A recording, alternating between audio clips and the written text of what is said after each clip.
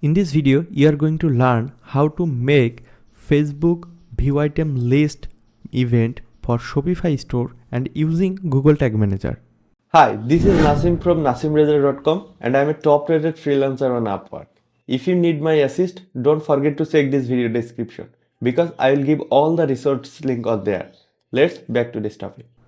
So this is actually our demo Shopify website and we are going to set up that event for this store. Okay. So first of all, I want to mention one thing, like if you are complete beginner, then I recommend you to go visit my YouTube channel and watch my very recent video, or you can also check out the playlist which is Shopify tracking solution. Then you can understand, like if you start watching the video from the beginning step, then you can understand easily. Okay, but if you have a pretty experience, then I think you can understand. So that's it. So for setup that event, we need to use Google Tag Manager because you already know Google Tag Manager is a cool tool to set up Facebook pixel to Shopify store or any kind of platform. And first of all, we need to go to the preview mode and we need to connect our website. Okay, so you can see we need to input the website URL here and hit the connect, and when your website will open and it say it's connected, and you can see I already made this couple of event already from, so you can learn it from my previous video. So now we need to get that event. So like it's a view item and we are getting it's our Facebook pixels, but today's video is on the list view, which is that event, the view item list. So if you don't know, or if you are not able to see the event in your website, then you need to enable the data layer. So if you don't know how to enable data layer, I already published that video, so I hope that video will be helpful to you. You can watch it.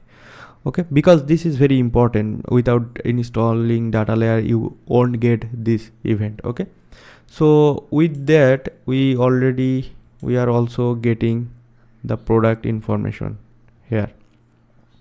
Okay, so in this video, actually we are not sending all the event to Facebook. We just need to event. Okay, so we are not able, like I don't want to send all the product information to Facebook. I'm just showing you how to get the event. Okay, so it's possible to send all the product information to Facebook, but for basic, it's a basic and beginner friendly, so that's why I'm not getting this video complicated. So let's make a new event and it's a tag, and choose the tag from Facebook pixel. So if you don't show the Facebook pixel here, you just need to add the template from the community template gallery. Okay, so you will do that, I believe. So I already did, so that's why it's showing here. I just select it. Okay, and this is the section which is we need to input the pixels ID. So you can copy and paste your pixel ID here, but we already made the pixel ID constant variable.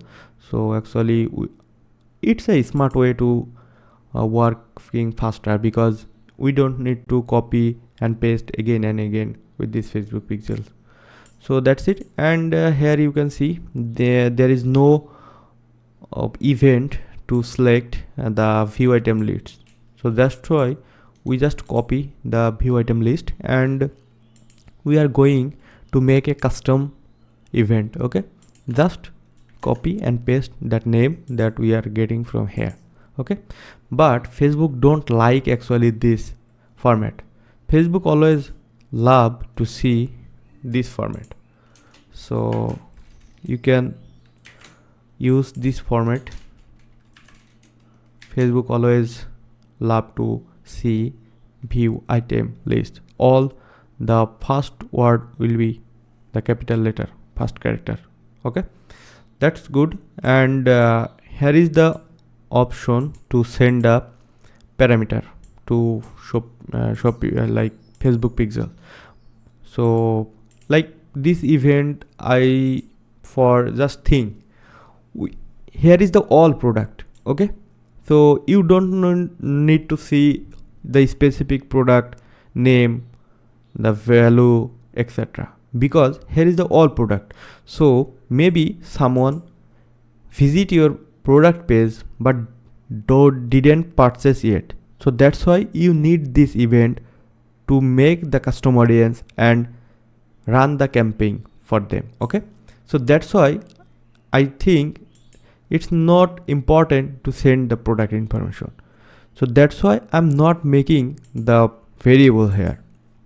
I just want to send the event. Like I want to see how many people are actually visiting my this catalog view. That's mean where is the all product. That's mean that guy already see what type of product are already have in my store, but they didn't. Maybe they can purchase, but they didn't. Okay, so that's why we need that event. Okay, so that's it, and our event is ready, and now we need to make the trigger. Okay, so trigger, it will be the custom event, and you can see we already made this couple of custom event.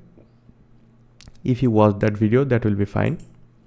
Just hit the plus and select the custom event. Okay, and for custom event we just need to copy the exact same event name from here.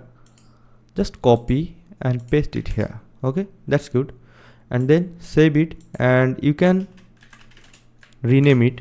I always use to give the name with this format because it's looking professional, and I can easily understand whose event and whose trigger it is. Okay, so it's up to you. You can choose your own format. So that's it, and we need to save this event and just hit the plus, and you can see it's also renamed for. So last name we had made for trigger, and this is the name for tag. Okay, so the two names are pretty important. Like sometime trigger can't work, sometime you need to modify the tag, so that's why the appropriate name always important for making. Okay, like if you see this event name, then you can understand why is event it is. Also, you in your Google Tag Manager you can set up Google Analytics, another like Snapchat pixel, Pinterest pixel. So that's why this Facebook pixels name format can help you to understand this tag is for Facebook. Okay, so we are done. So now it's time to test our event. Okay, because always I recommend you to test, of course, like after finish your work. So we have done to make our tag, and now it's time to test. And you can see I just open the website again, and now hit the catalog, and then our trigger say view item list has been fired, and the Facebook pixel got the event name. So you can see this event on your event manager dashboard. So I hope you can understand, and that's it. And if you don't understand any part, then you can comment of this video. That's all for today. If you found this video was useful, then hit the thumbs up. And if you want to see more video from me, then consider subscribing to this channel because it will help me to continue working on this channel. My name is Nasim, and I will see you on the next video. Till then, bye. Have a good day.